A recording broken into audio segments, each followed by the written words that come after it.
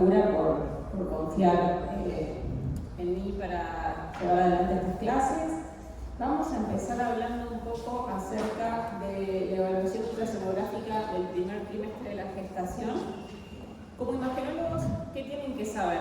Va a pasarles muchas veces en la guardia que les va a llegar a ustedes la paciente. No va a pasar que vaya su obstetra o que le haga la ecografía al obstetra.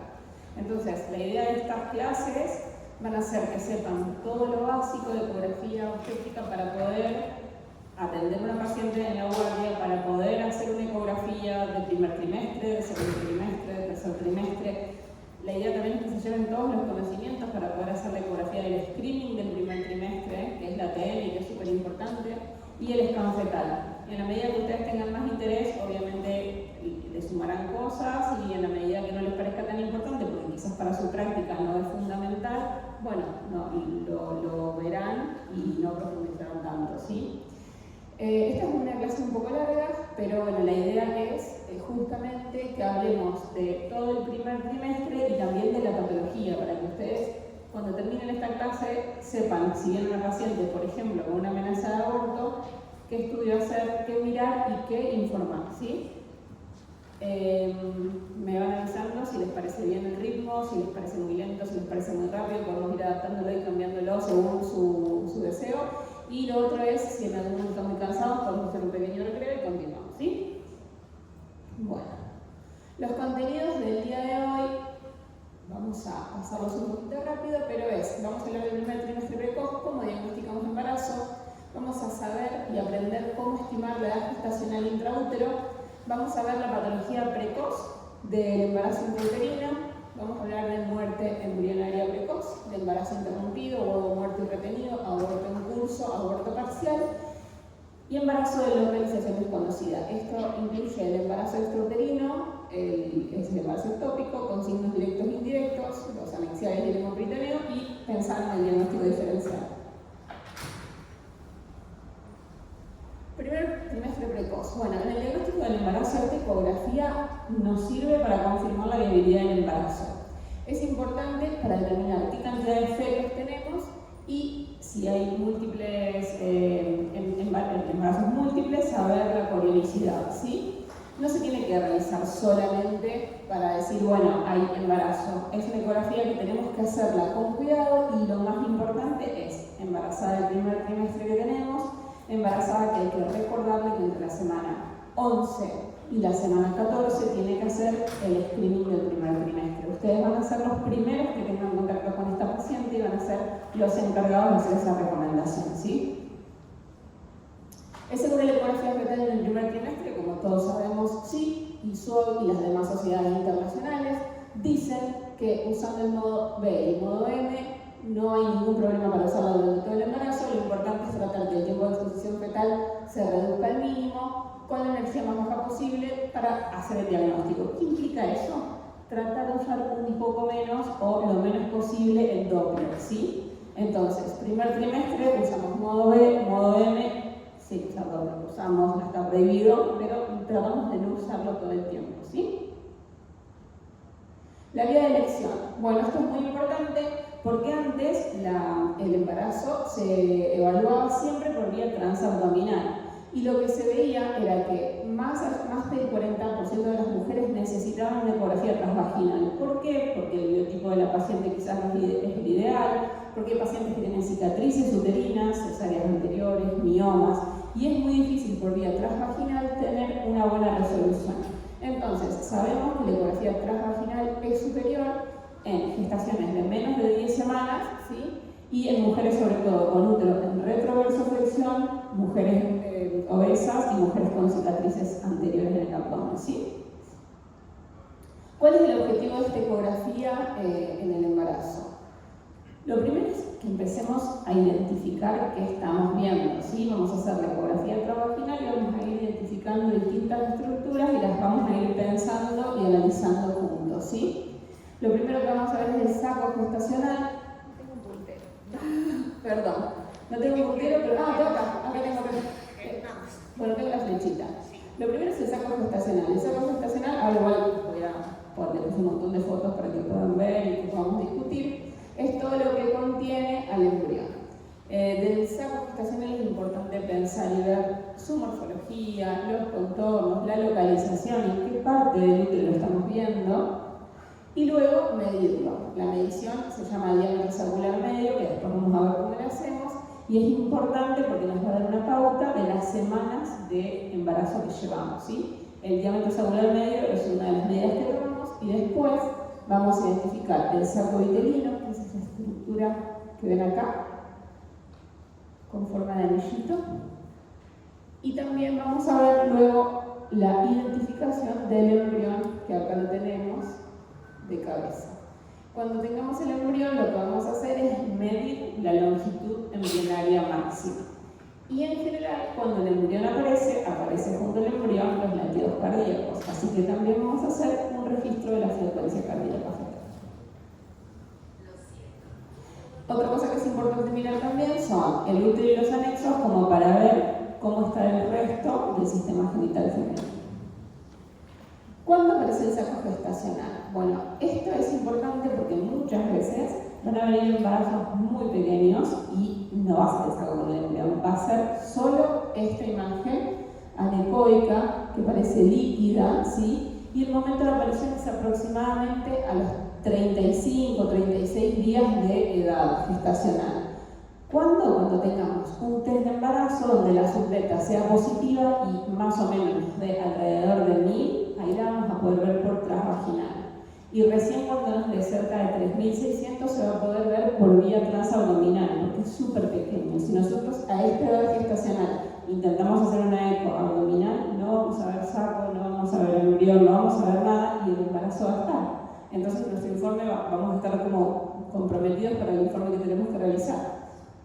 El primer cambio ecográfico ocurre entre las 4 y 5 semanas, como decíamos, 35 días de edad gestacional. Se ve un pequeño saco, más o menos de 2-3 milímetros, y lo podemos ver por vía transvaginal.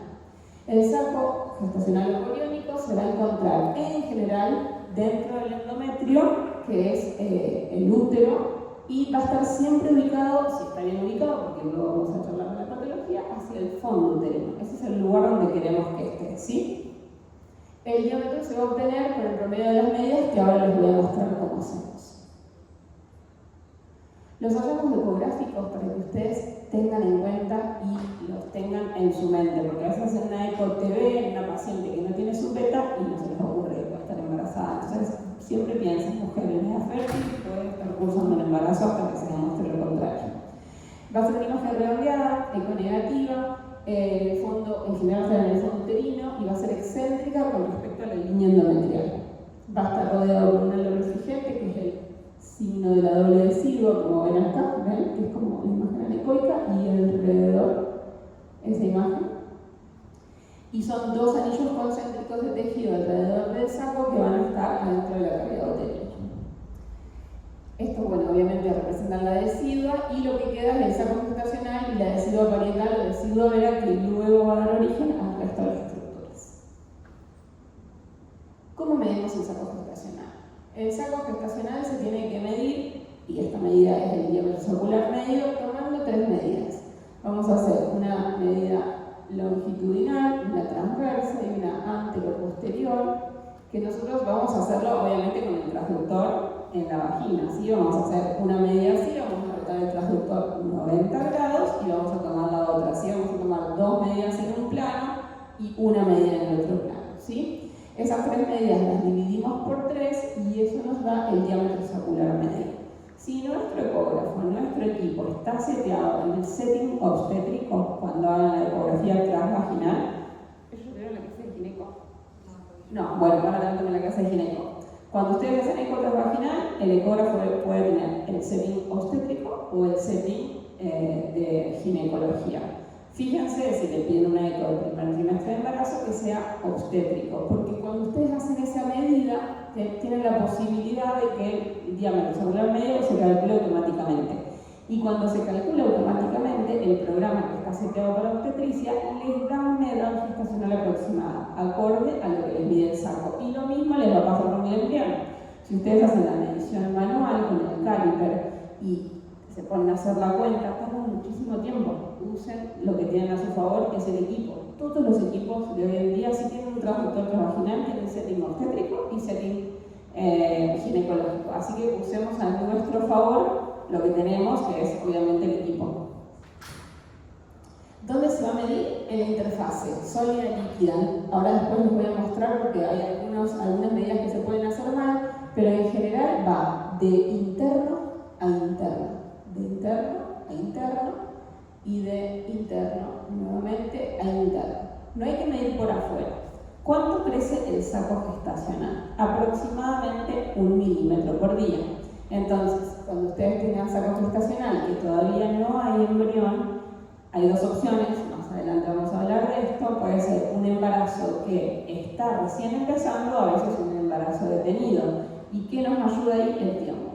¿Qué tenemos que hacer? Esperar una semana, y en una semana tendríamos que ver si crece 1 milímetro por día el saco gestacional, que duplique su tamaño y que aparezca el polo embrionario, ¿sí? Errores en la medición del saco gestacional, esto es súper común, lo veo un montón. Esto, no esto. ¿Ven? O sea, todo el halo ecogénico que hay alrededor después va a formar parte de lo que es la decidua y va a formar estructura placenta y demás. Si ustedes me lo miden, ahora después vamos a ver porque tenemos otras pautas que hay que tener, pero si ustedes lo miden así, el diámetro sacular medio les va a dar mucho más grande, no van a tener embrión y ahí van a empezar los problemas, porque nosotros cuando tenemos un diámetro sacular medio de determinado tamaño, tiene que haber embrión. Ahora después esas medidas se las voy a pasar, pero para que tengan en cuenta eso, si ustedes toman la medida así, que es erróneo y que está mal, todo les va a dar mal y lo que va a suceder es que el médico que les pide el estudio no va a confiar en lo que ustedes les estén informando, ¿sí? Entonces esto, prohibido. ¿Qué es lo próximo que aparece? El saco uterino, ¿sí? Es un saco dentro de otro saco. Un pequeño anillo que está acá, que tiene esta forma.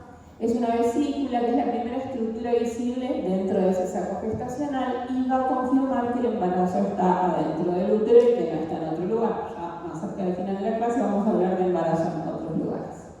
Aparece aproximadamente a las 5 semanas de edad gestacional.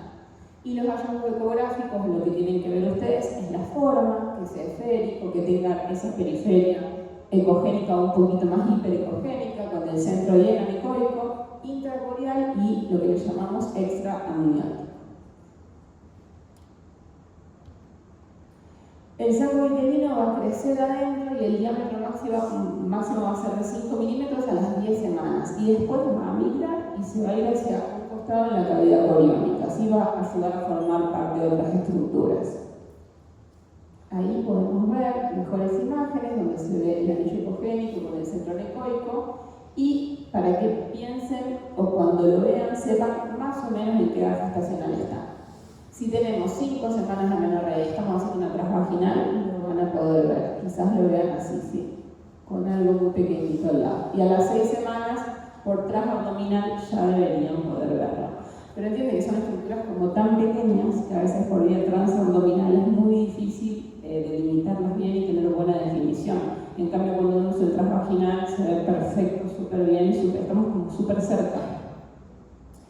El diámetro sacular medio, para cuando el momento que tiene que haber saco uterino, va a ser de 8 a 13 milímetros cuando sea por vía transvaginal. Y cuando lo hagamos por la panza, el diámetro sacular medio que vamos a necesitar más o menos va a ser de 20 milímetros. Y para ese momento de la gestación, si la paciente viene con un análisis de sangre, la segunda beta está aproximadamente en los 7.200 microlitros mililitros.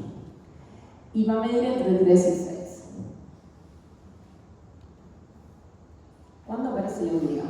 Bueno, el embrión va a aparecer entre las 5 y 6 semanas. Una vez que tenemos el saco uterino, en general abajo hay como un pequeño engrosamiento, es la región engrosada a lo largo de un margen que tiene el saco uterino, que lo pueden ver acá, ven acá está el saco uterino, y acá ya está este engrosamiento que es el polo fetal. El disco embrionario va a estar visible cuando mida más o menos 1 o 2 milímetros y se va a correlacionar con la edad gestacional de 5 a 6 semanas, ¿sí? Cuando el embrión aparece, en general aparece el latido cardíaco, pero bueno, atentos porque a veces no es tan lineal y puede que haya embrioncitos y no haya latidos, entonces ahora vamos a hablar de qué puede suceder. La actividad cardíaca, como les decía, se puede visualizar en embriones de 3 milímetros y siempre tiene que estar presente si el embrión ya mide 5. Por eso, de vuelta, la vía transabdominal a veces es más difícil poder hacer buenas medidas, poder situarnos bien y poder hacer una buena medida del embrión. En cambio, por la vía transvaginal vamos a estar súper cerca y vamos a poder medir y vamos a estar seguros del polo embrionario como se está midiendo.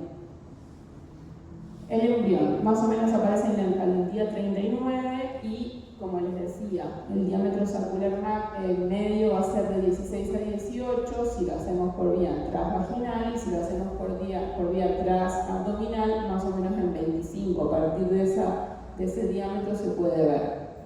Siempre aparece 3 a 7 días después del saco vitelino. Y en los estadios morfológicos, ahora les voy a mostrar más o menos cuánto mide cada uno para que ustedes tengan como una idea de en qué semana están. Al principio, como les dije, es un pequeño engrosamiento del saco vitelino, luego va a estar el estadio de somita completamente lineal, se va a empezar a incurvar y en la semana 10 lo podemos considerar un feto. Salimos del estadio del embrión y pasamos al estadio fetal. Acá están estas imágenes para que vayamos repasando un poquito. Fíjense en esta primera imagen donde se ve bien el saco gestacional, adentro tiene el saco vitelino y eso que ven ahí pequeñísimo que mide 2 milímetros es el embrión, ¿sí?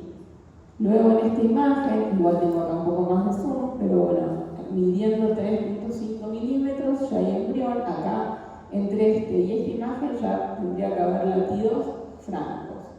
Ya acá tenemos un embrión de 5 milímetros que es lineal y a partir más o menos de los 7 milímetros, entre 7 y 10 milímetros, poco a poco empieza como a tomar una formita más incurvada.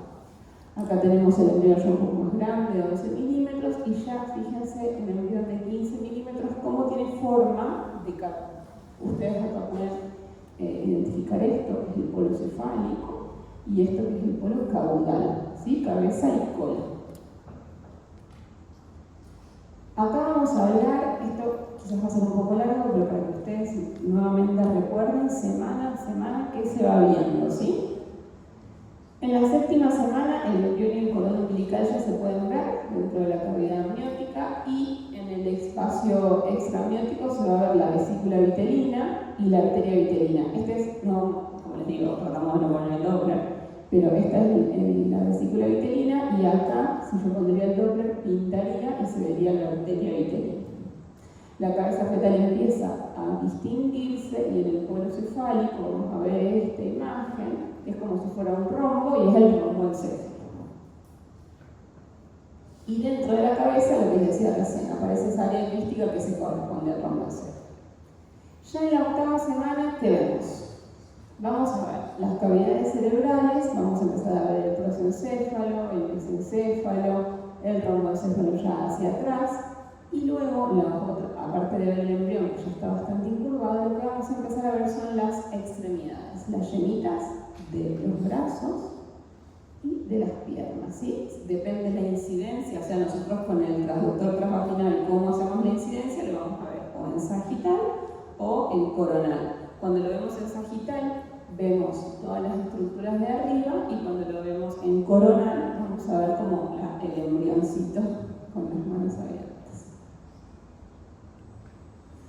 Y en este momento el corazón va a ocupar más del 50% del tórax. Por eso en este momento, si ustedes ponen el modo M, el Doppler o el latido cardíaco va a aparecer. A las 8 semanas seguro tienen latido cardíaco y es muy fácil identificarlo, incluso visualmente es fácil la identificación. Ya en la novena semana el embrión empieza a tener y a desplegar su forma curva y en el contorno anterior lo que se ve es la pared abdominal y acá vamos a ver la salida del cordón. ¿Qué sucede en la semana 9? Hay un proceso que se da en todos los embriones humanos que se llama hernia umbilical fisiológica. El embrión cuando se forma, no sé si ustedes recuerdan algo de embrión, estamos un poco lejos, pero son las 3 capas que van formando el embrión, que se pliegan sobre sí, y tenemos toda la parte posterior que va a formar la parte neurológica y toda la parte anterior que va a formar el cierre de la pared anterior. Bueno, cuando se pliega y se cierra, no se termina de cerrar del todo bien el abdomen, y eso es lo que forma la hernia fisiológica umbilical. Acá la pueden ver. Esta hernia, ahora cuando sigamos en las semanas que continúan, van a ver que resuelve. En los casos que la hernia umbilical no resuelve, son los pacientes que después tienen problemas en pared anterior, ejemplo, gastrosquisis u onfalocele, ¿sí? Pero si ustedes ven esto en la semana 9, no teman que se va a reintroducir, y confíen que el 98% se reintroduce sin ningún tipo de problema. Ya en este momento también podemos empezar a ver si hacemos un corte de la cabecita con incipiente el desarrollo del cerebro fetal, con la calota que vemos ya, ven que está como sectores de osificación que empiezan a aparecer, y los plexos coroides ya logran verse dentro del cerebro. En la semana número 10, la imagen que tenemos es más o menos esta.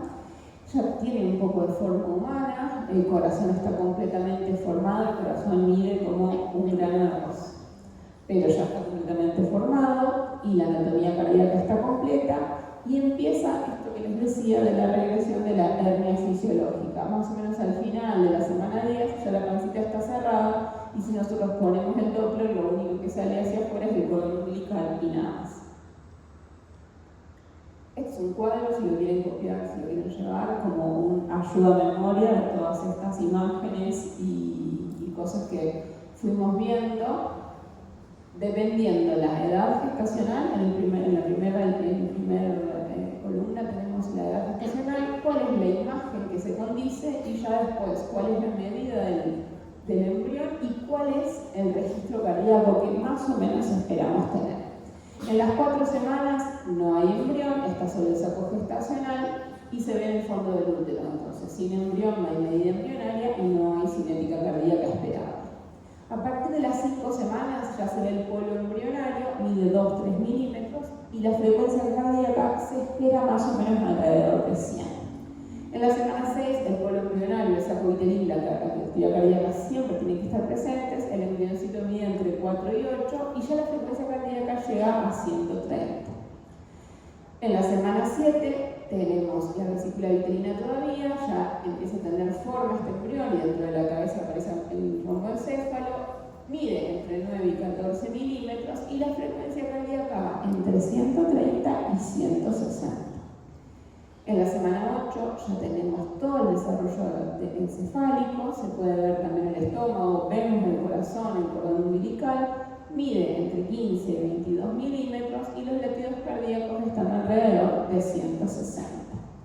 Y en la semana 9, el último embrión que vimos, ya se ven los plexos coroides, está curvado el contorno de la pared abdominal y la hernia umbilical que luego se va a cerrar, y va a medir más o menos 25-30 milímetros con una frecuencia cardíaca entre 170 y 180.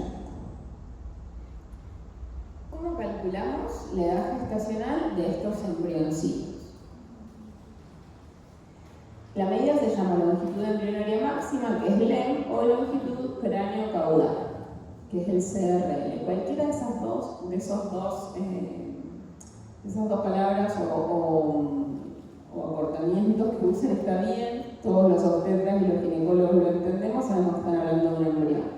La certeza es de más o menos 3 a 5 días, no tiene un gran error, y hay un poco menos de precisión hasta el final del primer trimestre, ¿sí? En presencia de embrión, la longitud cráneo-caudal da la estimación más precisa de la edad gestacional y es mejor que medir el saco gestacional o el saco vitelino, ¿sí? Y vamos a ir de externo a externo, de externo de la cabeza del embrión a externo de la cola, ¿sí? Siempre también es de buena práctica, si tenemos en el ecógrafo, poder poner la última menstruación de la paciente, porque entonces vemos si es coincidente la última menstruación con la medida de la longitud cráneo-caudal y con las semanas que nos da.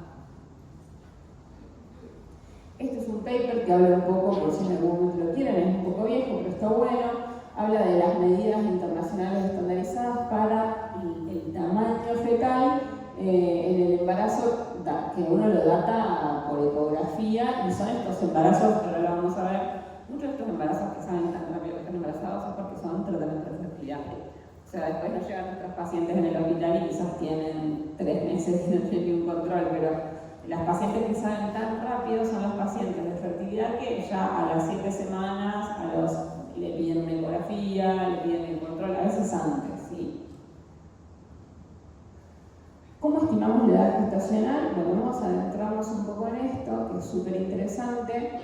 Vamos a hacer, como les decía, la longitud craneocaudal entre las 7 y 10 semanas, es el parámetro más importante y más preciso para calcularlo, y tiene una dispersión de 3 días. Después de la semana 10, la exactitud cae un poco y el margen de error llega a 5 días, pero hasta la semana 14 podemos usar el CRL tranquilos, ¿sí? No es que hay que usar otra medida. Una vez que pasamos la semana 14, ya pasamos al segundo trimestre, y en el segundo trimestre deja de ser la medida más confiable de longitud craneocaudal porque el bebé empieza a ser más grande y uno no lo puede. Lo que uno tiene en la longitud craneocaudal es que uno saca una foto del bebé en un momento y lo mide completamente. Después de la semana 14 eso no pasa más, no pasa nunca más. Nunca más lo vamos a tener en una posición, y siempre va a tener, porque le queda cada vez menos espacio, posiciones viciosas, donde si está incurvado la edad gestacional la vamos a subestimar, y si está como muy extendido la vamos a sobreestimar. Entonces nos usan más después de la semana 14 esta medida, ¿sí? Después de la semana 14 usamos otros parámetros. En la estimación hacemos de vuelta la longitud craneocaudal, que si es menor a 25, la edad gestacional se calcula la medición en milímetros que nos dé más 42. Es el CRL más 42, y esas son las semanas de edad gestacional que tiene este paciente. Si la longitud craneocaudal es mayor a 84, como les decía, lo que se empieza a usar es el diámetro biparietal. Vamos a la cabeza y medimos la cabeza, ¿sí? Este es el parámetro más confiable en el segundo trimestre, para no cometer el error de tratar de medir un embrión que ya es un feto, que es demasiado grande para el parámetro. De todas maneras, otra vez, si ustedes usan el ecógrafo mide CRL hasta 84. A veces lo hace hasta 85, pero si el programa está seteado con obstetricia, no hay ningún ecógrafo seteado en obstetricia que les mide un embrión de, no sé, 95, no pasa. Y si lo llegara a medir, ustedes ponen CRL 90, no les va a decir una edad gestacional. Entonces, cuando ustedes tengan que completar el informe ecográfico, no van a saber qué edad gestacional poner, porque no hay normogramas establecidos para eso, ¿sí? Van a llegar hasta 84, 85 cómodos, 14 semanas, un día, 2. Después de eso, no van a tener manera de poder decir qué edad gestacional tiene ese embrión. Insisto en que confíen en el equipo que tienen, que conozcan el equipo que tienen y que usen el setting correspondiente a lo que están haciendo. Eso les va a ayudar siempre a tener la menor cantidad de errores posible. La técnica, bueno, esto es importante. Yo que soy fetóloga, que me dedico a cuidar fetos, lo más importante del virus de ecografía para mí es como todo, porque me determina todo para adelante. Es como realmente una de las cosas más importantes. Lo más importante es que uno saque una foto del embrión o del feto, que haga un corte sagital medio, que nos quede esa foto perfecta para mostrar lo que pretendo. El feto tiene que estar en posición neutra, no tiene que estar ni hiperextendido ni flexionado, porque esas dos cosas hacen que miramos de más o de menos. Tenemos que ampliar la imagen, nos tiene que ocupar por lo menos 30-50% de nuestra pantalla en nuestro ecógrafo. Y tenemos que ver bien ambos polos del feto, cabeza y cola bien, porque si no, no vamos a poder hacer bien la medida. Si tenemos al bebé o al embrión ya enfriado hacia un lado, hacia el otro, nos falta cola, la medida va a ser cualquier cosa, el cálculo de la gestacional va a estar mal y después vamos a caer en problemas para el futuro. Ejemplo, vamos a pensar que un embrión, por ejemplo, de 5 semanas tiene 3 y todo el tiempo lo vamos a estar controlando y pensando que es más pequeño o más grande de lo que en realidad es, ¿se entiende? La imagen, bueno, y voy a poner los calibres en los extremos, por supuesto, es esta. Esta es una foto perfecta. Es divina. Acá podemos ver todo. Acá vemos el polo cefálico, ¿sí? se va a tomar de externo a externo, este es el polo caudal, pero otras cosas que podemos obtener en esta imagen, que es realmente fantástica. Acá podemos ver el hueso nasal, acá podemos ver el maxilar, incluso acá, si ustedes me apuran, es una linda foto para hacer una TN. Es hermosa, ¿sí?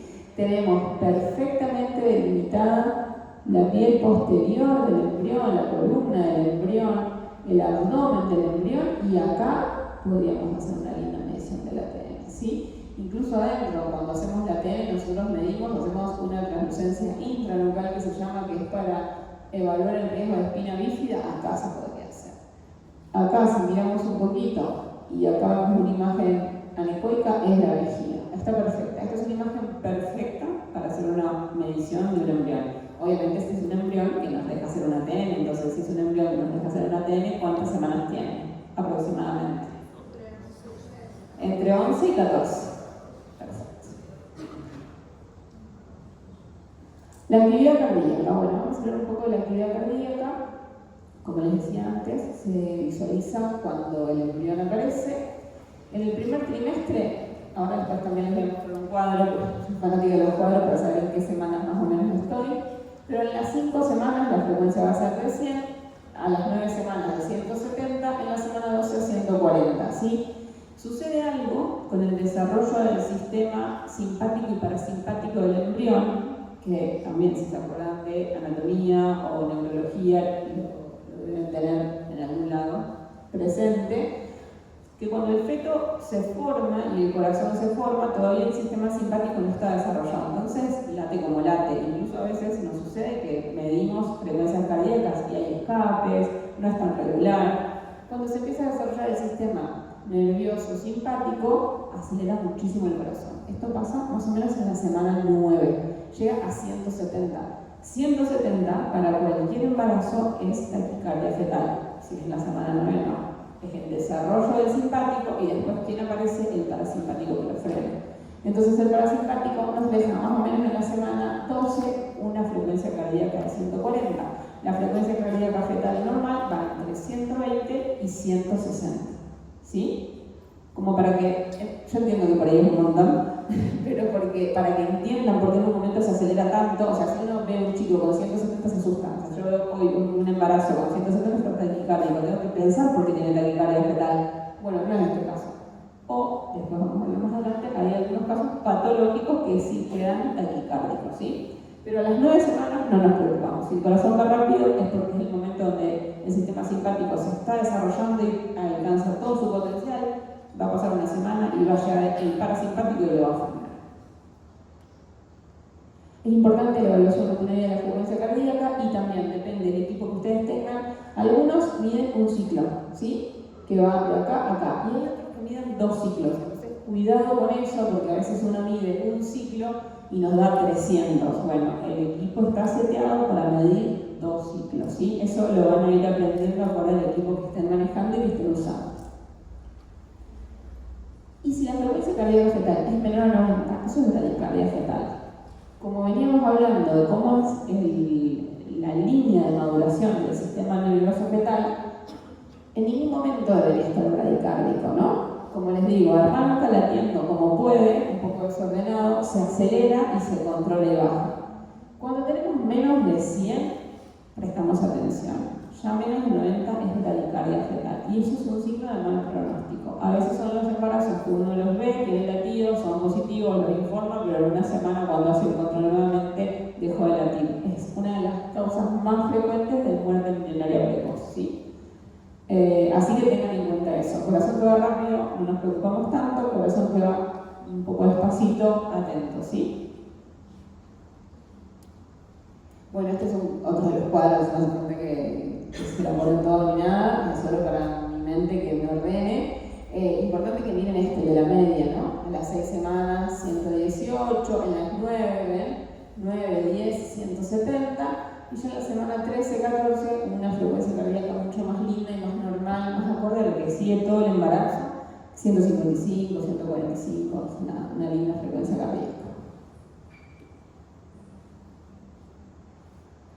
Bueno, acá era lo que les quería decir. en el primer trimestre tenemos causales de taquicardia y de bradicardia, ¿sí? ¿Cuáles son? De taquicardia, las trisomías en general, 21, 3 y las monosomías, son fetos que se quedan taquicárdicos, que cuando uno le hace el ATN siguen estando con un ritmo a 175, 180, 190, nunca bajan. ¿Por qué? Porque su sistema parasimpático no se desarrolló del todo bien.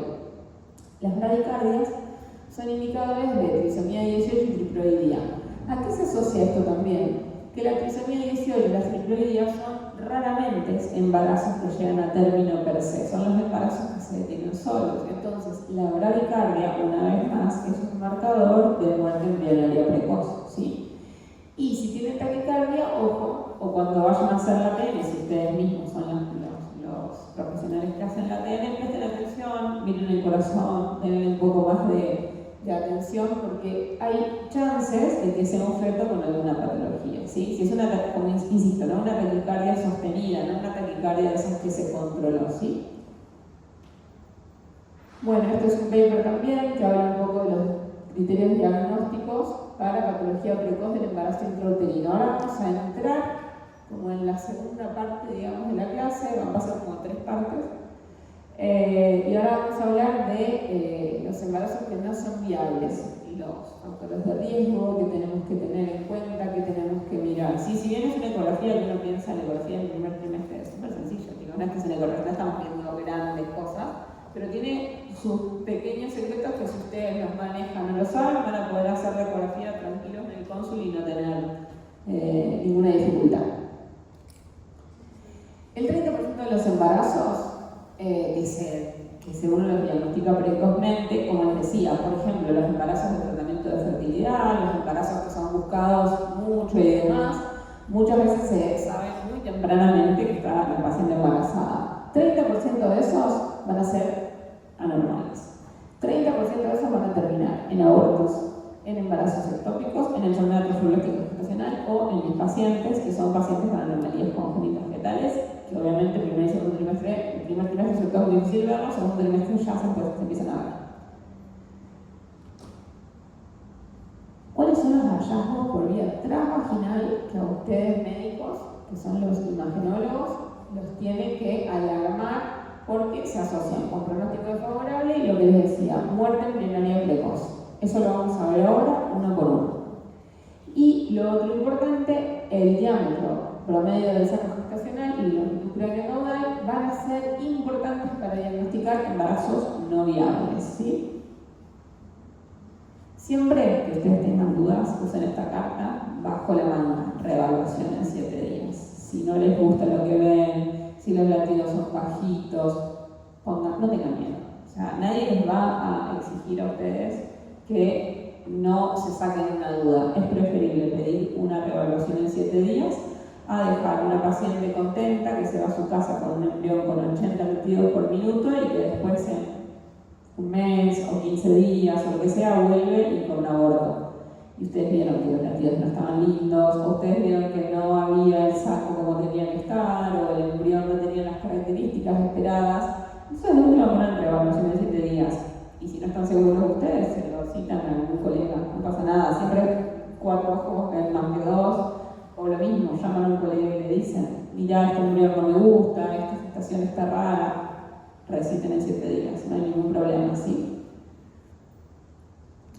Las anomalías del primer trimestre precoz, que son de las que vamos a hablar en el día de hoy, clínicas tenemos amenaza de aborto, aborto en curso, aborto incompleto y aborto completo. Como les dije, la incidencia del aborto espontáneo en el primer trimestre es del 30%.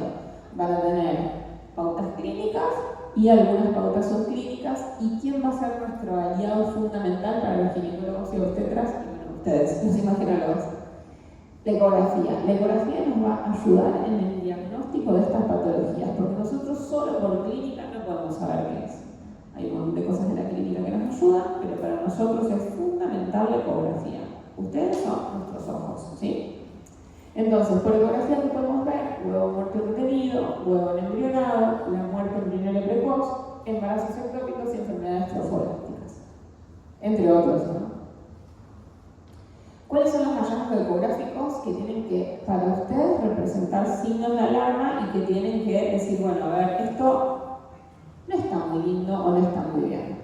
Cuando ven el saco gestacional, ustedes piensen, ven el saco gestacional y está vacío. Bueno, ¿qué hay que pensar? ¿Cuánto tiene que medir el saco gestacional? Midan el saco gestacional y vean, porque a veces está vacío porque es pequeño y porque le falta tiempo, pero a veces está vacío porque no hay nada.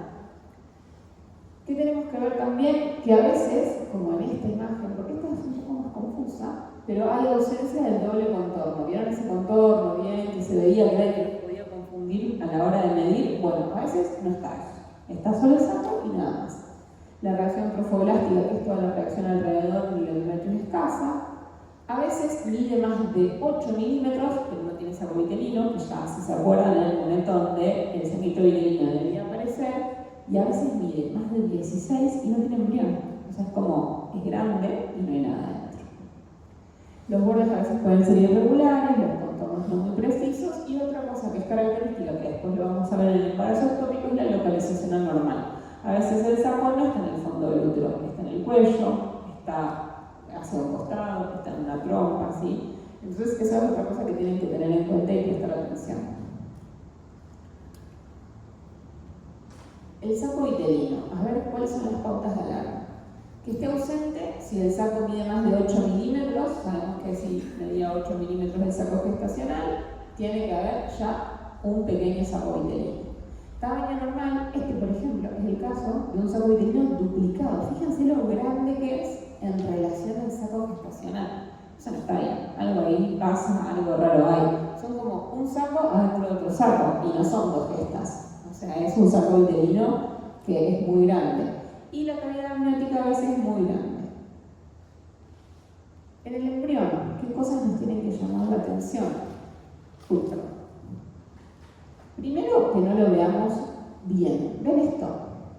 Esto no sé, no es un embrión. Está ahí, pero no se ve un embrión. O sea, no tiene la forma de embrión que les mostré, que hablamos, que recordamos, que se pliega.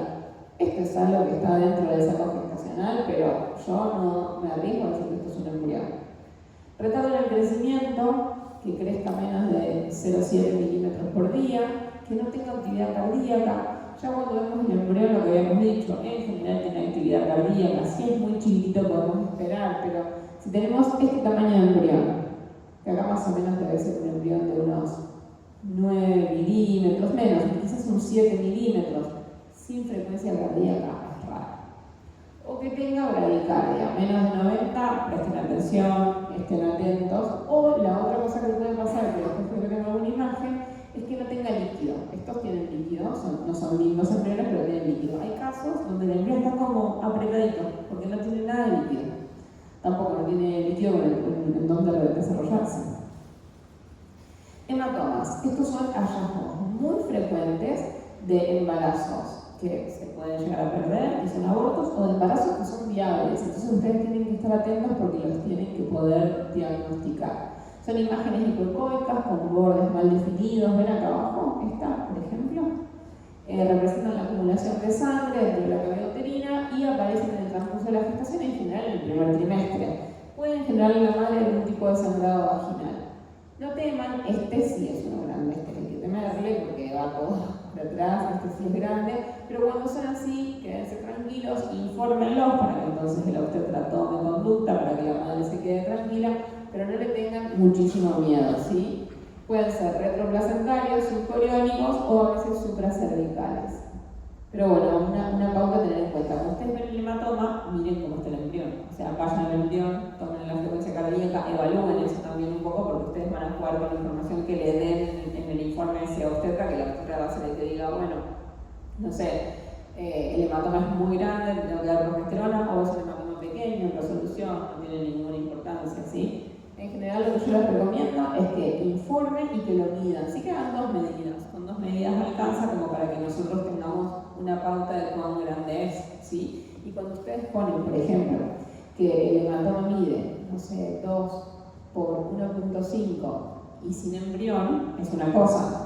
Esto con un embrión quizás de 9 es otra cosa, ¿se entiende?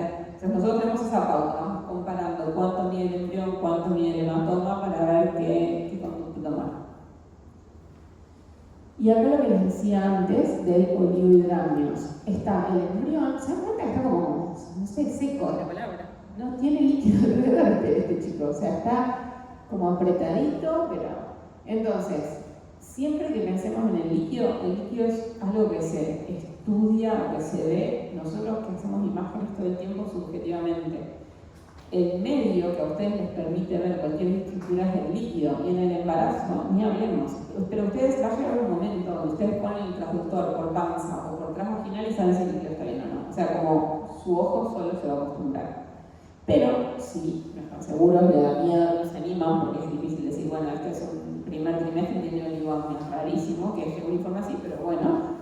¿Qué deberían hacer? Medir el diámetro sacral medio, cuánto tienen de saco, y medir cuánto tienen de embrión. Y lo restan, o sea, al saco le restan el embrión. Si eso les da menos de 4, estamos hablando en milímetros, eso indica que hay oligohidramnios, que hay poco líquido alrededor del bebé.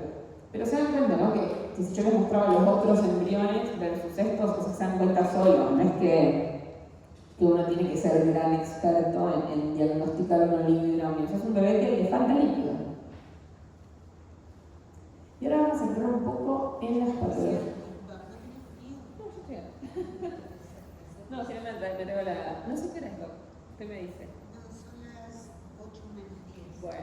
Bueno, voy igual ahora tengo con la patología. Bueno, ahora vamos a hablar un poco de patología.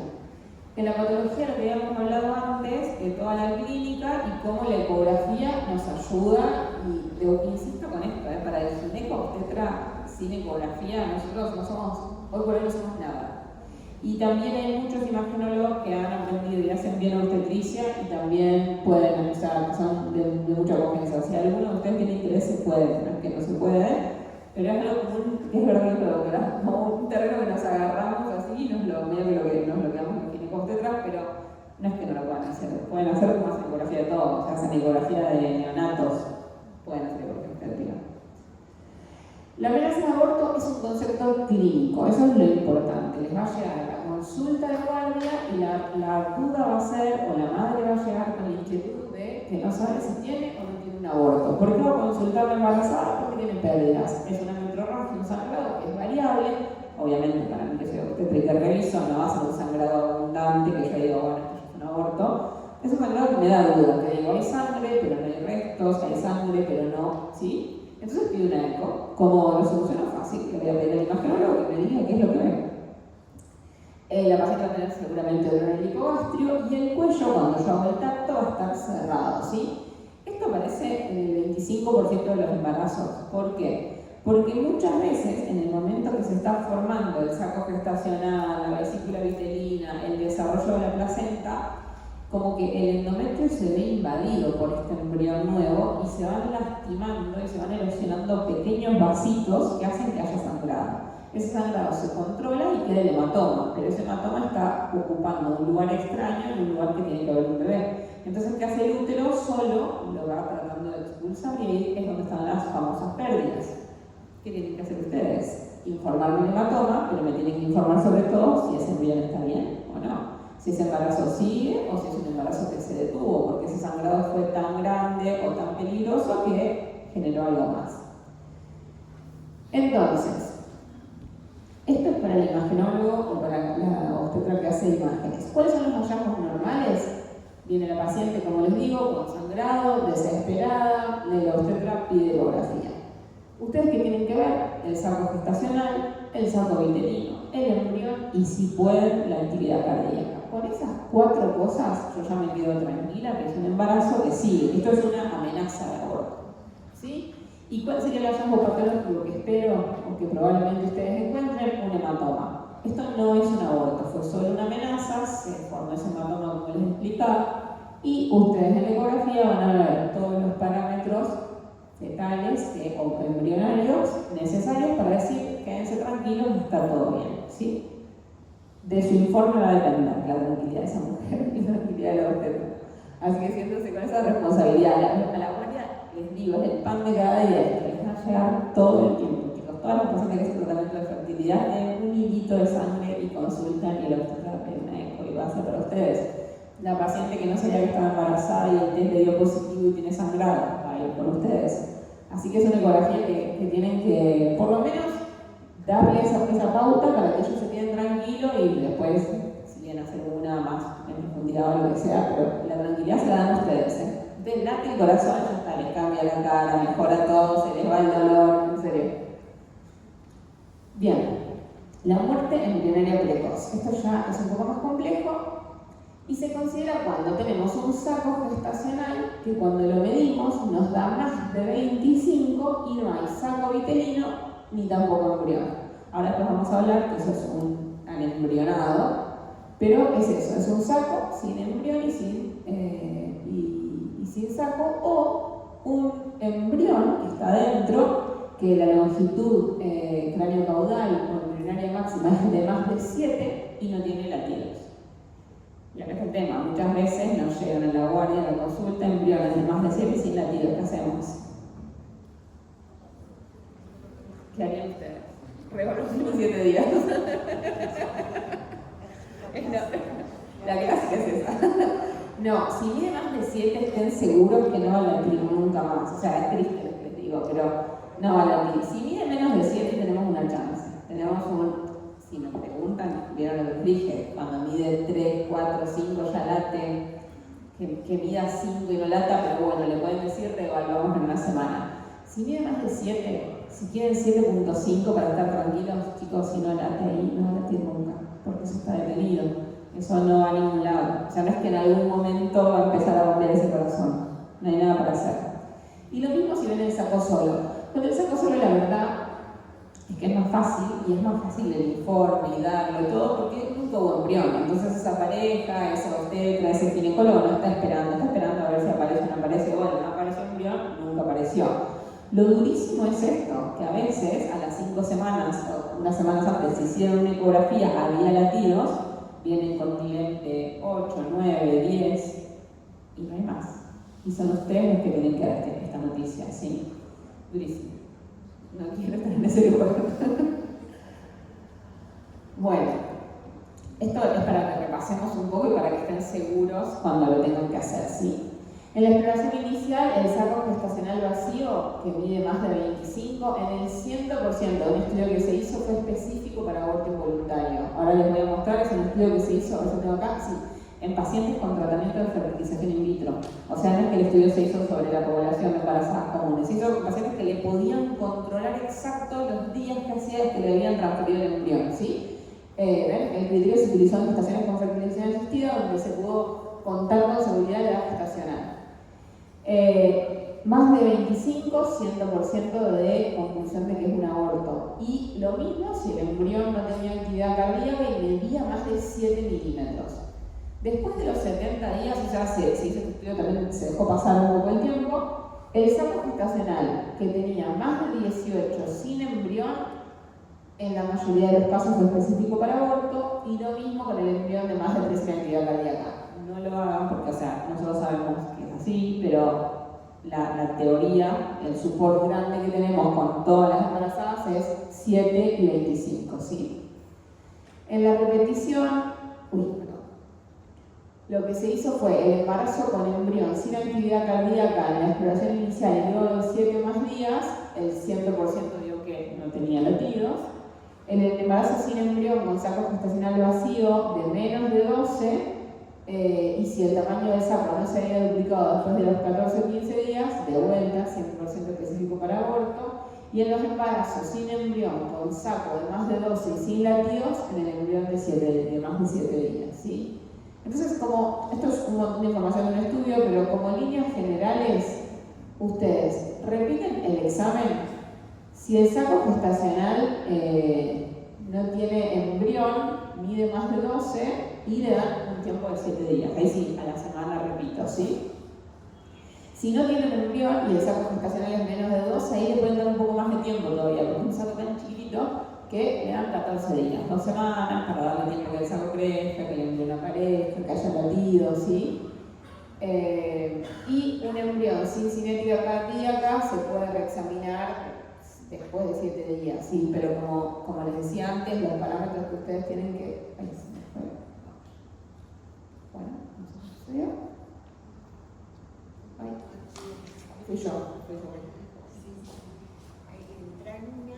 Ah, ok. Bueno, igual en la letra está bien.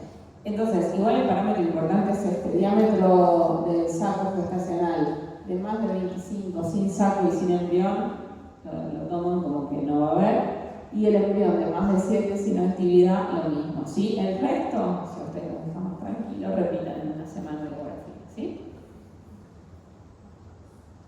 ¿Alguna duda, alguna pregunta?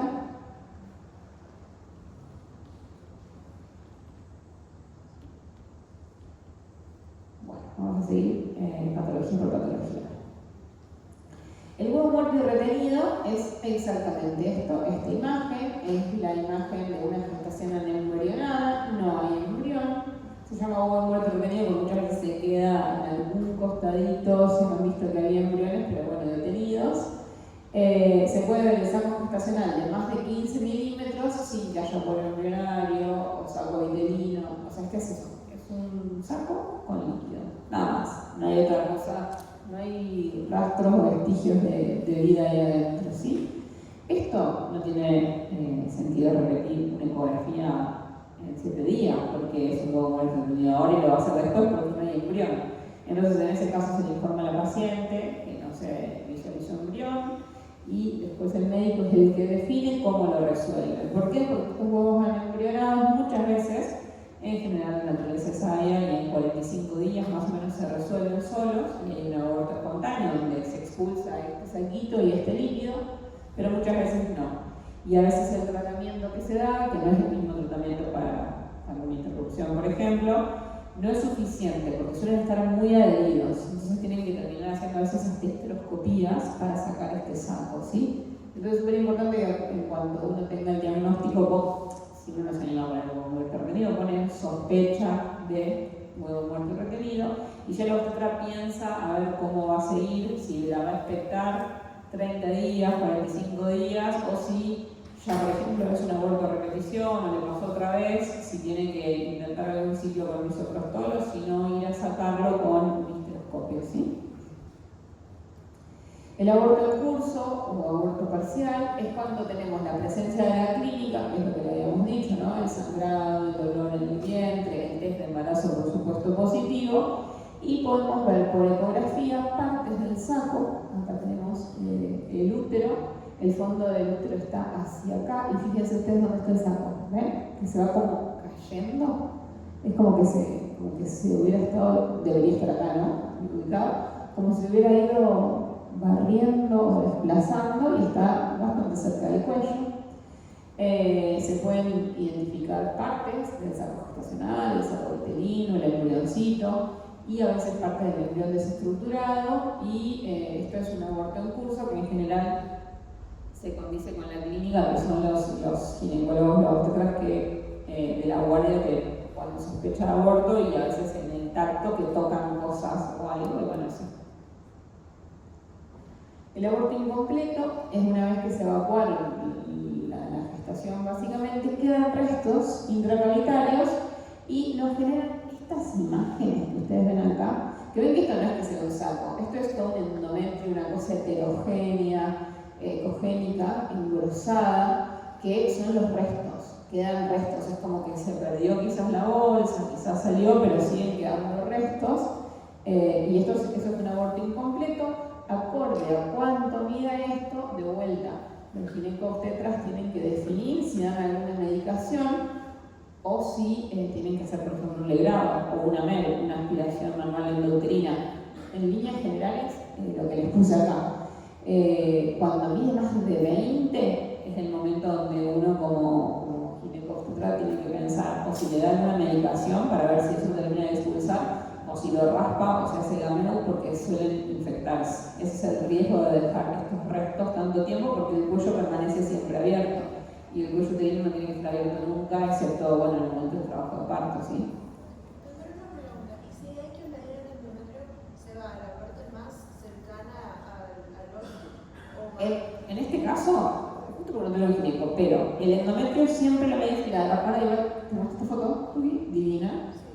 Este es un aborto completo, que este es un útero de una paciente que ya resolvió su embarazo, su gesta, y uno mide el endometrio desde acá, desde la parte más hiperecogénica a la más hiperecogénica, si no te vas como hacia afuera, no agarras lo gris oscuro, ¿sí? Entonces el endometrio es esto, y hay distintas fases en el ciclo ginecológico que el endometrio va cambiando. Cuando terminamos de menstruar, el endometrio está lineal. Después de la fase lineal empieza la fase proliferativa y se empieza a engrosar y se empieza a formar una capa que en un momento es, creo que voy a tener una foto porque estamos más en la obstetricia, pero que es bien trilaminar, y ahí también lo medís de afuera a afuera, pero lo que te va a pasar es que no va a estar tan hiperecogénico como acá, sino que va a estar la línea hiperecogénica, va a estar bastante hipoecoico, otra línea hiperecogénica, hipoecoico y otra línea hiperecogénica, y ahí vas a ver el trilaminar y lo vas a medir. Y después, bueno, nuevamente, una vez que la paciente menstrue, nuevamente lineal. Este es un endometrio que está bien, que está fino, que uno lo mide de acá a acá y que es como un postmenstruo, que te diga. Pero en esta imagen, yo espero que vos no me midas acá. Porque si vos me medís acá, yo digo, listo, no hay que hacer nada, ya está, tu paciente, le doy algún método anticonceptivo y estamos. Yo espero que vos me mides el lugar donde tenés lo más grueso, lo más heterogéneo, lo más feo, por decirlo, porque eso es lo que hay que ver, si lo tenemos que sacar de manera manual, de manera médica, o si no es, a veces está engrosado el endometrio, pero en realidad no es el endometrio, es el es el contenido, claro. Que tiene que ver el contenido de la cavidad. Claro. Mayor, o sea, en el lugar más ancho.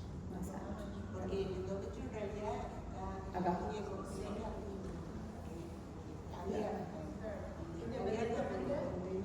Independientemente que esté todo irregular. No, fíjate que la cavidad tiene material adentro. Sí. El endometrio separado, material adentro. Esos son los restos. Claro. Lo que dice la doctora que tiene que medir el lugar que es más ancho, y eso debe medir más de 20 milímetros, que ahí está complicado.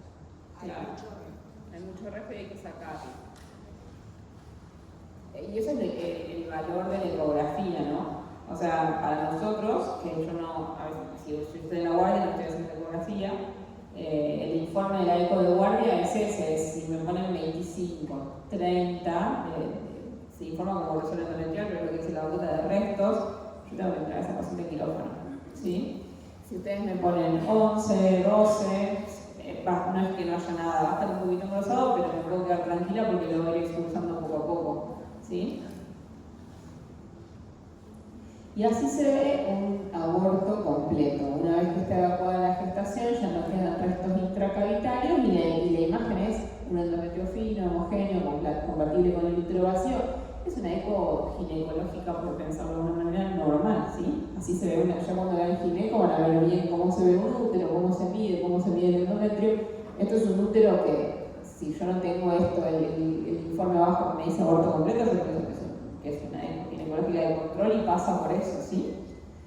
Esto también es importante porque las pacientes a veces, después del episodio o el aborto y demás, siguen sangrando varios días y a veces te preguntan, ¿viste, doctora, cuánto más voy a sangrar? Bueno, también depende cómo esté esto. Eso está finito, a veces está finito así lineal, probablemente en los próximos días de sangrar. Si a veces tiene más o menos contenido, bueno, que algunos días más va a seguir consangrado, ¿sí? Y ahora vamos al final de la clase, que va a ser la parte de embarazo de localización desconocida. Si bien es una patología del primer trimestre, es algo particular porque son embarazos que se ubican donde no se tienen que ubicar. 10% ocurre en las pacientes que van a la primera vez al control prenatal. Esto no es un diagnóstico, sino que es parte de una clasificación. Las pacientes, por supuesto, tienen que ser evaluadas hasta tener un diagnóstico. Y la principal sospecha siempre es de embarazo ectópico. Ahora vamos a ver un poquito del embarazo ectópico. Es el embarazo que ocurre, la implantación, la anidación del embarazo, del producto de la concepción, afuera de lo que es la cavidad uterina, donde uno lo esperaría, que es lo que decíamos antes, fondo uterino, ¿sí? Lo vamos a ver por EcoTV y vamos a ver la presencia de la cavidad endometrial vacía con una paciente que tiene beta positiva, o sea, se hace el test de embarazo positivo y en el endometrio no se ve nada, en el útero no hay nada. A veces hay algo, ahora les voy a mostrar que, pero es falso. ocurre en el 1 o 2% de los embarazos, aumentó mucho desde que hay técnicas de fertilización asistida, porque como en la técnica de fertilización asistida sucede algo que es de cierta manera antinatural, que se arma un embrión y se lo coloca donde se tiene que colocar, ese embrión, cuando el embrión se forma normalmente, tiene capacidad migratoria. El embrión no se forma en el útero, ¿se entiende? El embrión se forma a la salida del óvulo, del ovario, donde se junta con el espermatozoide en la trompa y viaja y se va armando y formando el embrión.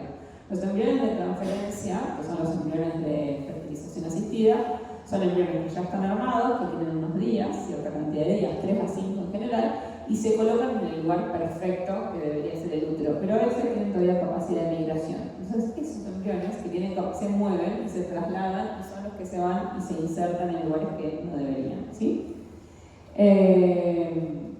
Bueno, lo bueno es que gracias al diagnóstico precoz disminuyó la mortalidad materna, porque antes era un poco más alta, y eso es gracias a las mejoras diagnósticas y terapéuticas, y en Inglaterra es más o menos del 3.5% y en Estados Unidos 3.8%. Porque el embarazo tópico tiene mucha complicación, sí. Ya vamos a hablar un poco de eso y cómo se ve. Esta es una imagen, una foto donde nos muestra, la primera es dónde esperamos el embarazo para la implantación correcta. En esta área más o menos, toda esta área, estamos contentos si se ubica el embarazo, ¿sí? Luego, el embarazo ectópico, el 80% se ubica en la trompa, ¿sí? Cuando se forma el embrioncito que empieza a migrar, por alguna cosa que no entendemos, se detiene su migración, en vez de llegar a donde tiene que llegar, se inserta acá y se empieza a desarrollar.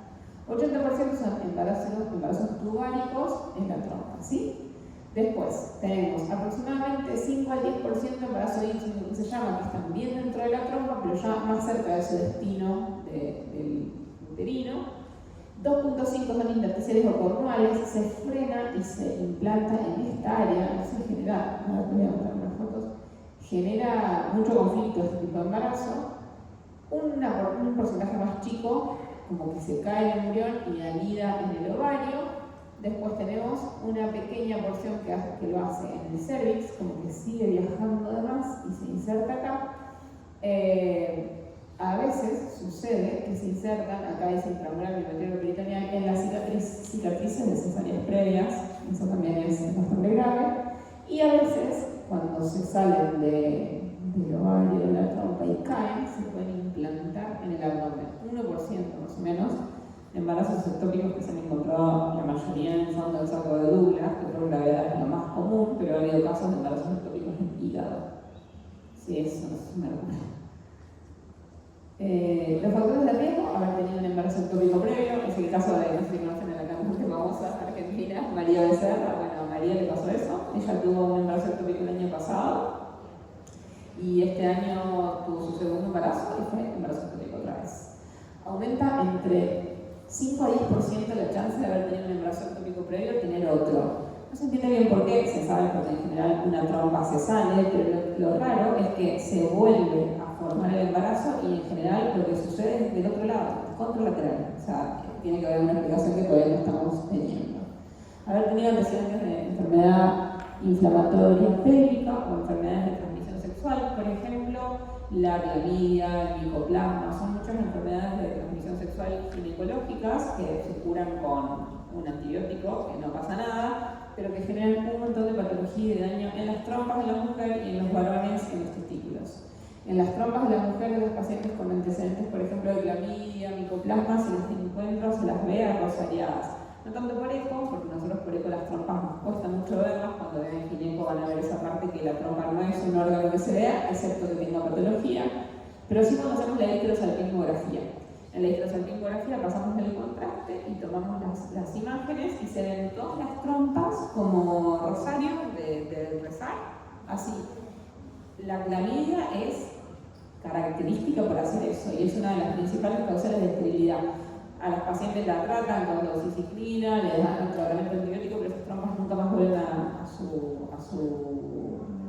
funcionalidad normal y son pacientes que tienen que terminar el tratamiento de fertilidad, ¿sí? Y en los varones lo mismo, genera esterilidad porque lo que generan los testículos testículos es lo mismo. Los canalículos del testículo, como que los anquilosa a todos y los pegotea a todos.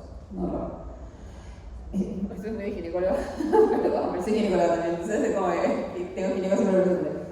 El tabaquismo se piensa que también, bueno, el tratamiento de fertilidad, como les decía, o sea, cuando ponemos un embrión que todavía tiene la capacidad de moverse y se va a otro lugar que no debería, y muy importante, el embarazo colocado con DIU. Uno piensa, yo como ginecólogo sobre todo, me rompe la cabeza, pero uno piensa que si con un DIU no se va a embarazar, no tiene ningún tipo de lógica. Bueno, a veces la naturaleza y la biología escapan a la lógica y se forma igualmente un embrión y se implanta ese embrión pobre donde puede, porque en su endometrio hay un dispositivo intrauterino ocupando el lugar. Entonces, ¿qué es lo que hace ese embrión? Se aloja en una trompa, porque es donde se frena, o se aloja en la parte intersticial, o a veces se aloja en el cervix, porque se metió y no tenía dónde meterse, porque está el DIU y va hacia abajo. Es raro, pero hay muchos casos de embarazos que han ocurrido con DIU. Es muy difícil el tratamiento con el ginecólogo, sobre todo si el embarazo es viable, porque uno tiene que decir si saca o no saca eso, que sabiendo que cuando uno lo saca se puede llevar, es tremendo. No, yo por suerte no me imaginé. Y el diagnóstico de vuelta es la clínica, la paciente está en la amenorrea, por supuesto, tiene dolor abdominal, hemorragia genital, por supuesto tiene una subunidad beta positiva, y acá es donde entran a trabajar ustedes, ultrasonográfico. Después vamos a ver más adelante que el gol estándar es cuando uno abre y hace la cirugía, ¿no? Pero la ecografía nos ayuda muchísimo al manejo de estos embarazos cuando no son tan graves. O sea, en el caso, vamos a ver, pero el caso de María, donde el embarazo ectópico explotó, es la complicación más grave y más temida y que ocurre, pero muchas veces podemos hacer el diagnóstico de embarazo ectópico y tener un manejo un poco más conservador, porque muchos de los embarazos ectópicos se resuelven solos y en otros casos se puede hacer un tratamiento médico que los gines o los obstetras hacemos con metrotexate, y lo que sucede es que se empieza a reabsorber, ¿sí? Pero bueno, nuevamente ahí son súper importantes los imagenólogos porque ustedes nos dicen que ven, en dónde lo ven y qué podemos hacer. Los hallazgos ecográficos, vamos a empezar con los del útero, ¿sí? Lo primero que vamos a tener es que en el útero vamos a encontrar la reacción residual, que es típica de cualquier embarazo. El endometrio va a estar engrosado, ecogénico y homogéneo. Va a ser un lindo endometrio, muchas veces así, tipo trilaminar, ¿ves? Como así se vería como un endometrio trilaminar. Y a veces lo que se ve, que ahora voy a pasarle otras fotos, es en el fondo una imagen así, pequeñita, anecoica, que se llama pseudosaco. Es una colección intracavitaria de bordes ligeramente irregulares, rodeada por una sola capa, muy delgadita y ecogénica. Acá, por ejemplo, se ve la imagen así. Lo que vemos en este un poco mejor es más chiquito, es bien pequeño, es esto, es mínimo. No siempre está, pero a veces puede estar. Entonces uno tiene su beta positiva y el pseudosaco que dice es un embarazo chiquito, que en una semana. Que esperemos una semana y en la semana problemas, explotó. Por eso siempre vienen los ovarios. O sea, una vez que siempre que llegan con el embarazo vienen los ovarios. Los anexos, acá está. El saco gestacional con el saco uterino y el embrión va a estar en el útero, por supuesto, se va a ubicar en otros lugares medio extraños. Este que les mostraron en el saco real, pero que está ubicado un poco excéntrico. En el 13% de los casos lo vamos a ver, aunque a veces no lo vemos, no es tan fácil ver el ectópico. O sea, esta imagen que yo les traigo es como fantástica y de libro, a veces es muy difícil verla. Uno no sabe qué es, no sabe si es un quiste, no sabe ante qué se está enfrentando, ¿sí? Y tampoco es tan clara la imagen. Este, por ejemplo, es el útero y esta imagen está más como hacia el cuerno, ¿sí? Y ahora después vamos a ver qué tipo de embarazo ectópico es ese. Acá tenemos un anexo con esto, que es un embrión. Pero a veces, a ver, si ustedes me preguntan, el diagnóstico de diferencial es un endometrioma, yo no sé si esto no es una cosa rara en el anexo, ¿sí? Y acá sí vemos, este es el que debería ser el ovario, ¿ves? Con cinética cardíaca positiva, ¿qué es esto? ¿Por qué dilate el ovario, señora? O sea, no tiene que latir. Entonces también acá usamos el Doppler, usamos el Power, usamos todas las herramientas que tenemos, las usamos, no teman usar. Bien, acá hay más imágenes, que a mí el Doppler descargar el Doppler yo vivo por el Doppler. Acá tenemos algunos tipos de embarazo ectópico tubario, que hay estas fotografías obviamente las saqué de un libro. El tubario obviamente se ve como un pequeño, como un signo de gota, ¿sí? Es raro porque en realidad es la trompa que está como así gorda, ¿ven? Y tiene estas imágenes que decís por qué la trompa tiene esto, ¿no? Y en este es el típico signo que se llama del bagel. No sé si se dan cuenta los bagels redonditos que come, o las donas que come Homero. Bueno, este es el signo típico, ¿sí? Que la trompa no se ve así, chicos, la trompa no se ve, la trompa no se tiene que ver. Bueno, se ve así. Entonces ahí hay algo. En este momento hay un embrión. Y obviamente acá, si tenemos saco gestacional y embrión, hay un pequeño embrioncito. Y acá, este es mi favorita de todas. Fíjense, late, ahí hay latido cardíaco. Aparte de tener el embarazo ectópico y la trompa toda dilatada, esto es un lujo. Eso le va el Doppler positivo ahí adentro, ahí va sangre, o sea, eso está vivo. Eso es un embarazo ectópico de libro. Muy difícil verlo, no es tan sencillo. Pero esta es una imagen hermosa. O sea, perdón, pero es para el que le guste la ecografía o el diagnóstico, es hermoso. Acá tenés todo lo que te dice el libro. La mayoría se va a ubicar ipsilateral del cuerpo lúteo, o sea, al lado del cuerpo lúteo. Acá ven, este es el ovario, este sería el cuerpo lúteo, y este es el embarazo ectópico con toda esta vascularización. Este es un embarazo ectópico un poco más feo. A veces hace falta hacer compresión bimanual, o sea, ustedes tienen el transductor y apretar del lado que está el ectópico para ver si se separa. Si se separa, claramente es la trompa. A veces pasa que no se separa y es que el ectópico está en el ovario, o sea que no está en la trompa, sino que está como apoyado sobre el ovario, ¿sí? 15 a 35% no van a tener imágenes anexiales. Una pena porque las imágenes anexiales son hermosas. Las imágenes peritoneales, acá es donde ustedes tienen que estar atentos. Lo que van a ver casi siempre en los ectópicos es líquido libre. Ese líquido libre a veces es líquido, a veces es sangre. En donde en el fondo del saco de Douglas, ustedes lo que tienen que tratar de ver son las características y la ecogenicidad para ver el tipo de embarazo ectópico que es, ¿no? Porque si hay mucho líquido o mucha sangre en el fondo del saco de Douglas, eso significa que es un embarazo ectópico que está sangrando activamente. Si hay escasa cantidad o no hay, es un embarazo ectópico que todavía no se rompió y se reventó, ¿sí? El líquido en el fondo del saco de Douglas nos marca y nos informa eso, ¿sí? Acá se ve bien, este es como el útero, y acá atrás hay una cantidad bastante importante de líquido, y acá también hay bastante líquido. Y esto es, bueno, perdón, siendo ginecóloga. El gol estándar en el embarazo ectópico es la imagen, o sea, verlo. El gol estándar va a ser la laparoscopía o la laparotomía para sacar esto que está, esta imagen de la trompa toda estirada, ancha, ¿sí? Esta imagen que por eco se veía así, a la laparoscopía se ve así, ¿sí? Obviamente la confirmación posterior es para anatomía patológica, pero a mí no me genera ninguna duda. Y la eco, que ven, por eso es tan importante, porque nos permite diagnosticar y tener esta imagen y este diagnóstico antes de la complicación. Entonces yo defino si le ofrezco o no cirugía acorde a lo que veo, ¿sí? Si yo veo un embarazo ectópico pequeño, controlado, que no tiene tanta vascularización, por supuesto que no voy a entrar al quirófano, pero si yo veo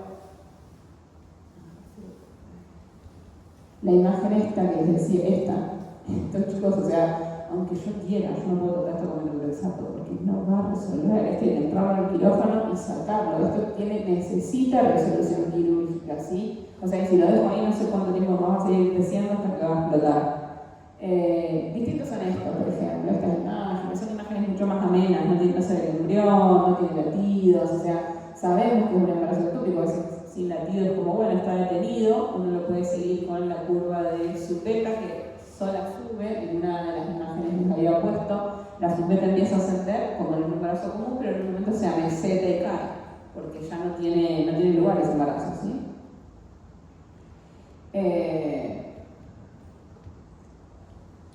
Y otras localizaciones más extrañas La intersticial, como les decía, el segmento intersticial es este, si recuerdan, es como que se queda frenada después de entrar el embrión por la fibra, la trompa lo traslada y se frena acá, ¿sí? Se ve así. Se ve el útero, que es esta estructura, que se ve bien, ¿no? Que es el útero muscular con el endometrio acá, y como que tiene un anito acá, el anillo de vuelta de la dona o del bebé en un costado, en un cuerno uterino que no debería estar.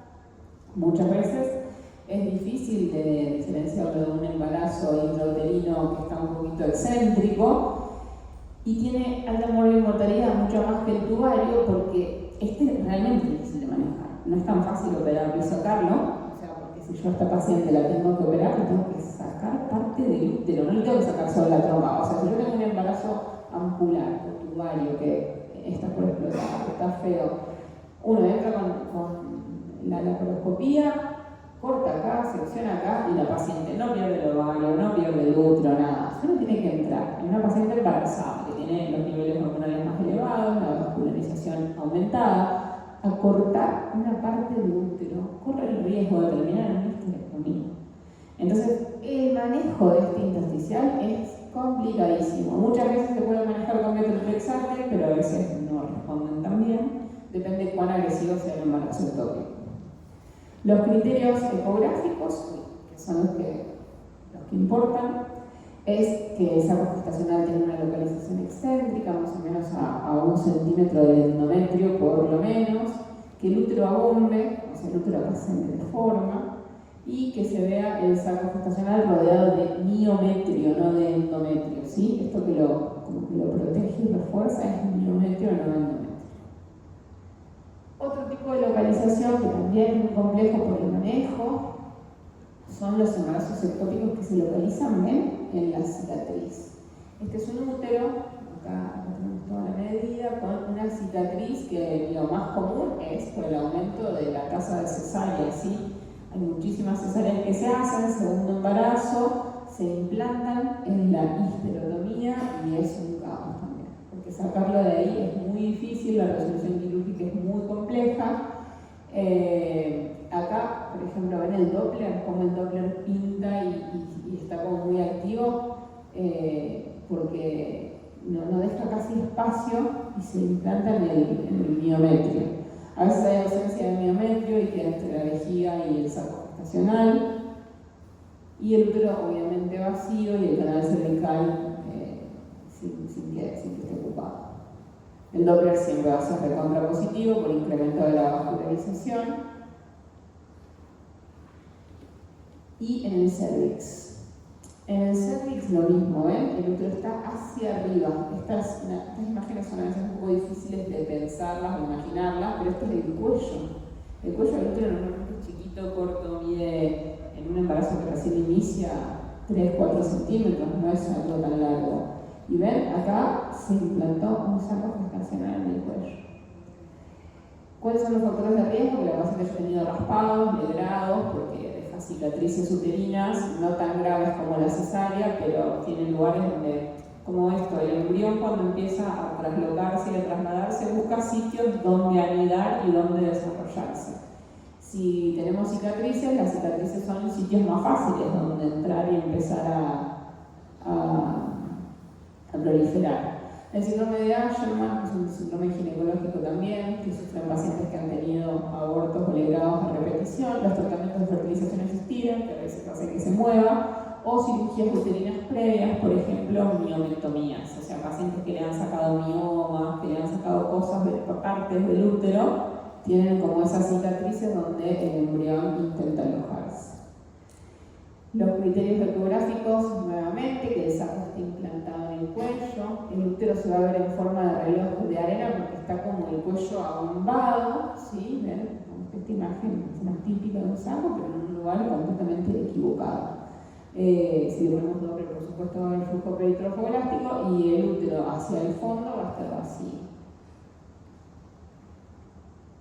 Abdominal, que es lo que les decía, es un aborto tubario que se cayó y se reimplantó y se fue a algún lugar, ¿sí? Al peritoneo en general, no se ve pared uterina entre el feto y la vejiga, la mayoría de las veces se va al fondo del saco saco de Douglas, hay proximidad obviamente entre la pared abdominal y la placenta que está en cualquier lado realmente, en la cavidad donde está la cavidad uterina, y suele tener oligoamnios. En el primer trimestre el saco gestacional fuera de la cavidad se mueve libremente, ese es el problema. Y el ovárico, que es esto, ¿no? Acá está el ovario derecho bien delimitado y acá al lado. Ven que esto es como muy difícil a veces hacer la diferenciación entre un embarazo tuvárico de la trompa y el ovárico, porque las imágenes son muy similares, ¿ven?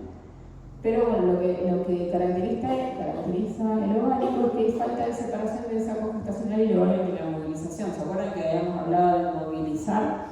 Bueno, si nosotros movilizamos y se separa, es la trompa. Si nosotros movilizamos y está como pegado en bloque, es que el embarazo ectópico se localizó en el ovario. Pero la imagen es muy parecida, o sea, son imágenes todas muy similares.